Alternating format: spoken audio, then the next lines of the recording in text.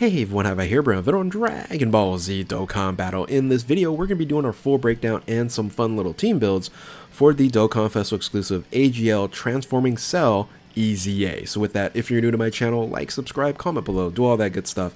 Let's go ahead and dive right in. And yes, this is a hugely necessary unit for the current Cell celebration because that team, boy, do they need both of these EZAs, especially this transformation cell here. Now, the event is going to provide you to EZA both of these units, the transforming cell and the exchange Gohan unit. So you do want to bring, to beat the Extreme Z battle, you do want to bring Android Cell Saga units on the team, but you do have to watch out after stage 20 or level 20. It is going to have damage mitigation for super class int STR and physical, and then extreme class STR and physical, which is odd. The extreme STR would be, of course, the new perfect cell, and that's not as beneficial. But of course, you can use that unit as a leader if you wanted to, things of that nature. But I think the two units that's going to do the most damage for you on this event is going to be the EZA Dokkan Festival exclusive Cell, and then the transforming Gohan. So both of them, I would bring both of them on there. But as you can tell, the best Gohans, it's going to have damage mitigation in terms of the EZA, the Super EZA, Super Saiyan 2 Gohan, and the new 220% full power Super Saiyan 2 Gohan, which is a physical unit, right? So I don't know, they limited it, but there's enough units in Android Cell Saga that you can bring and complete this EZA. It's a little bit harder than normal, but you should be fine. Let's go ahead and dive into the details and do the breakdown. I know most of you guys have already seen this, so I'll try to go as quickly as possible.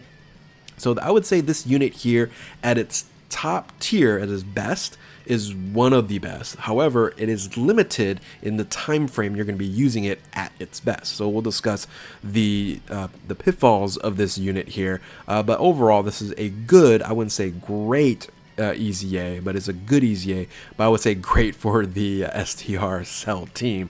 Is definitely needed. So the categories here, it's definitely helping out that Worldwide Chaos Tournament of Participants team, and then has a bunch of other teams that you can use, and nice, luckily there's no restriction that you need to bring in like another Android Cell Saga or something like that. You can just slot this unit in somewhere and it can help that team.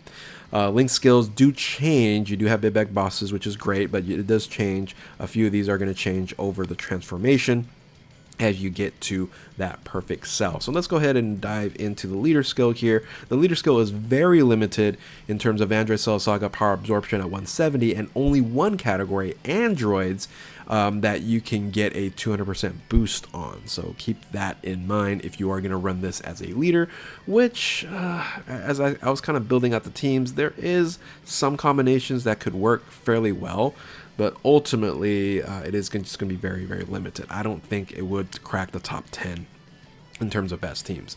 So super attack here, you do have the ability to stack greatly raises attack, stack attack here, but only get greatly raises defense for one turn. And they really could have just did greatly raises attack and defense and stack, because you have a transformation limitation, because once you get to perfect cell, you no longer stack anymore. So they could have just said, hey, you know, we'll boost up on both.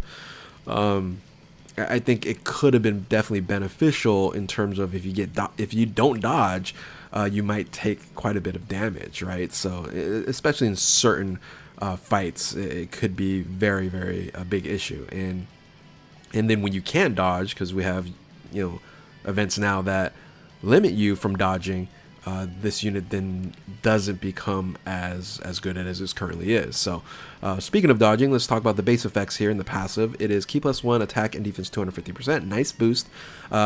High chance of evading enemy attacks, so that's 50% there.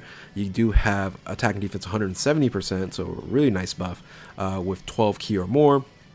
Now, when facing 2 or more enemies and 3 or more enemies, you get this additional boost here. And if you are, you know, running this like in Super Battle Road and things of that nature, this is going to be a fantastic, fantastic unit. So kind of a cheat code for those events if you need to run a unit for those events there, because 2 or more, you're going to get attack and defense 80% with crit and evasion 18%. And then 3 or more, you're going to have an additional attack and defense 70%, and then crit and evasion 17%. So you add all this up on top of the 50% here, you're going to basically dodge every single turn. You're going to crit every single time.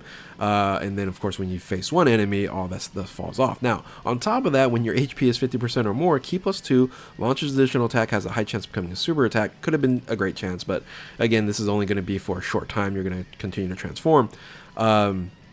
You do get damage reduction, a little bit of damage reduction, and then crit and evasion at 17%. So certain issues could be a dodge or die situation here, so you just do have to watch out in terms of this transforming cell. Unfortunately, the team that we're going to be showing here, you might still have to put this in first position. So after 3 turns from the start of the battle, not from when the entrance of this unit here, you do transform into second form cell after you absorb 17. So once you do that, this unit here, the super attack stays the same. You do get a nice little boost to 280% and then an additional key. Now we're talking. You get guard, right? Guard is, so important now these days. So you do guard. You do also get damage mitigation. So guard and damage mitigation is what the combinations we want to see. Chance to perform a critical hit, and evasion 17%, and then you're going to get a nice boost here from 170 to 180 to at 12 key or more. Facing 2 enemies 120%. Crit chance and evasion 18%. Again, I don't really see that happening all too often in the end game. But now you have HP 50% or more. Key +1 launches additional attack, has a high chance of becoming a super attack, and then damage reduction, crit chance and evasion 17%. So now you're gonna have a 34% damage mitigation and evasion, but you do lose the ability to evade. Over here, you're at what percentage? You're at pretty much 50% plus 17, 67% when facing one enemy, and now you only get 34%, so much lower. So hidden potential will help out a lot, but the nice thing about it, this is only going to be for 1 turn. That's why you do have the 34% damage mitigation and guard, so you should be fine in terms of taking damage, especially only for this 1 turn. And then you're gonna absorb Android 18. You do have a link change from Flee to Brutal Beatdown, not a huge difference there. So for 1 turn, you're in second form, and then you absorb 18, and then you get to perfect cell. So basically, after 4 turns from the start of the battle, you are now at this level here. So here's where I have a problem with this unit, right? So let's make this a little bit bigger. So my problem here with this unit is, of course, you stop stacking. It's not a huge deal because it's only an SA multiplier stack. So you have greatly raises attack and defense for 1 turn. You do have a nice boost here at 400% to attack and defense. Damage mitigation is now 35% along with crit and evasion. So flat out, 35% damage mitigation and evasion there. This is the issue. So only for 3 turns you have guard. And the thing is, on longer fights, red zones, things of that nature, you're going to have a problem. Because when this drops off, I don't say, again, I'm not saying that you're going to be a dodge or die, but you might take quite a bit of damage. Because what's going to happen here is when attacking, you're going to get 180% with 12 key or more, which is basically all the time. It launches additional attack, has a great chance to become a super attack, which is great. And then what's going to happen here is you're going to have now a crit chance and evasion at 70%, right? So basically it's a great chance of evasion. And if you get hit, you have the stat boost and then damage mitigation at 35%, but after 3 turns, you lose guard. So at its peak, so at Perfect Cell's peak here, you're going to have a damage mitigation rate of 35%, guarding, and 70% crit and dodge, which is fantastic with huge boost in stats. They could have just kept this there, or at least like 5 or 6 turns, because for 3 turns, that's way too short, especially if you don't have control over when you transform. Because if you know it's going to be a long fight and the first few stages is going to be a non-issue. You stay in the first or second form, and then you wait until you transform. So this isn't an active, skill transformation. It just automatically gets you over here, and then this 3 turn starts from here. So that's the only thing I don't really like about it, because in the longer events, this is going to cause some issues. But again, you have 70% dodge, you put hidden potential on there, you're fine.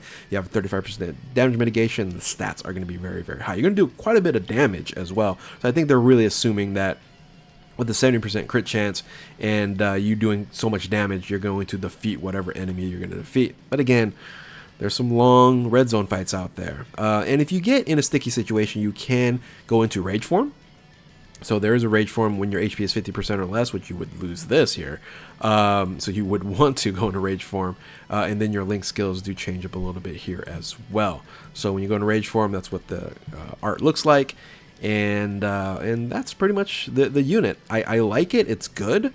It's going to be a good unit that you can put on multiple of different teams, because there's not much of a restriction. But just make sure if you're fighting a long event, it's probably not going to be the best unit to run for a long event. So let's talk about the teams. This is also another problem here, because again, we talked about the limitation of the leader skill with 1 category for 200%, and this is what you're seeing here. Not much.